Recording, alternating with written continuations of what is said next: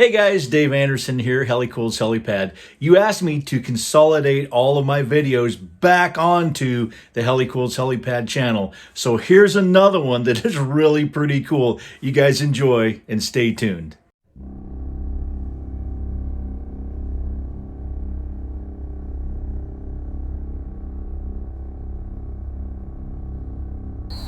Hey guys, Dave Anderson here for Globetrekker. You can find Globetrekker at rvglobetrekker.com, where you will find the very best in engineering and DIY solutions for your overland expedition vehicle.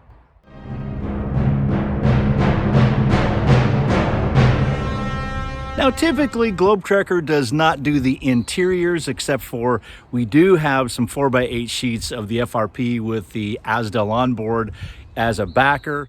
This is so you can get the same look on the interior and exterior of your bathroom wall. And just like the other Globetrekker wall panels, they're completely waterproof. So let's take a look inside of a Globetrekker habitat and see what concepts you might be interested in. From the very beginning, you should decide if you're going to have a pass-through or not. Believe it or not, this will help determine the pivot placements on your zero torsion subframe. Wherever your side bracket pivots are mounted to the truck frame, it will determine how your habitat rolls in relation to the cab of your vehicle. A habitat with a pass-through should have these side bracket pivots mounted very close to the cab to minimize how much twist difference there is between the habitat and the cab. The further the side brackets are mounted from the cab, the greater the twist differential will be, and a greater sideward stress is placed on the pass-through gaskets.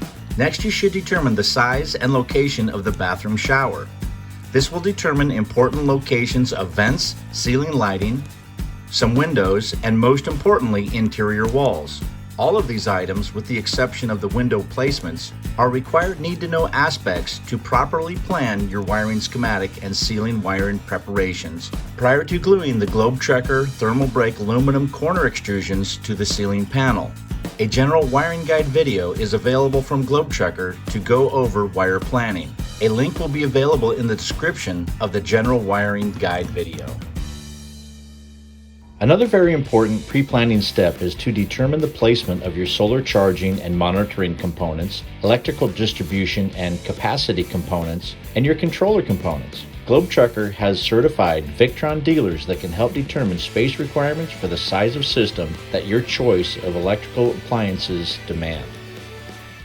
So the box itself is constructionally stable with the aluminum extrusion around the perimeter. So there's a column system that actually holds the roof and walls and creates a rib cage, as we've talked in prior videos. This actually is a freestanding item. What we are using though is being able to just adhesive or bolt to the frame. So in the side here, there's actually in the middle, we have actually piloted and drilled into the frame to secure the walls and the panels together, so therefore they don't shift or move. There's Sikaflex, because you can wear Sikaflex on the back side in certain spots to actually just remove any vibration or distortion. But everything in here is freestanding and really isolated and not a structural member. Include the wall here. There's actually with some gap inside and just caulked it in, and so therefore it's all clean. So there's nothing that's required to support the roof. It is freestanding on its own. Bathroom layouts can vary as determined by the client's choice. The toilet appliance will also determine if a black water tank is required. If a toilet cassette is used, the orientation of the toilet may need to be specific, and the addition of a utility hatch for exterior to interior access may be required.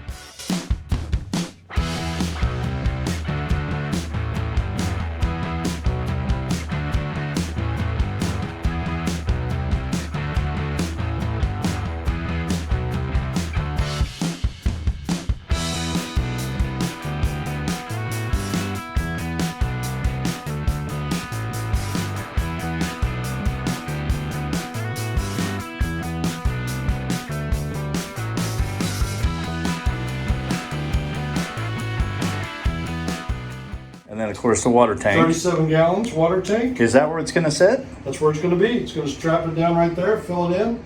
Water fill will be right over here. Electrical access, like on most RV, comes from the camp spot. This will be my winter tank, and then I'll have a summer tank outside to get more water capacity. Right. You'll notice in the back, I actually, it's all painted and kilsed. So I used plywood, made plywood stud walls. And then everywhere I had a sink or a basin that I needed screwed to, I actually put a piece of plywood in there, so I have a backing material as well too. So very nice and rigid. Access hole for the back of the shower head.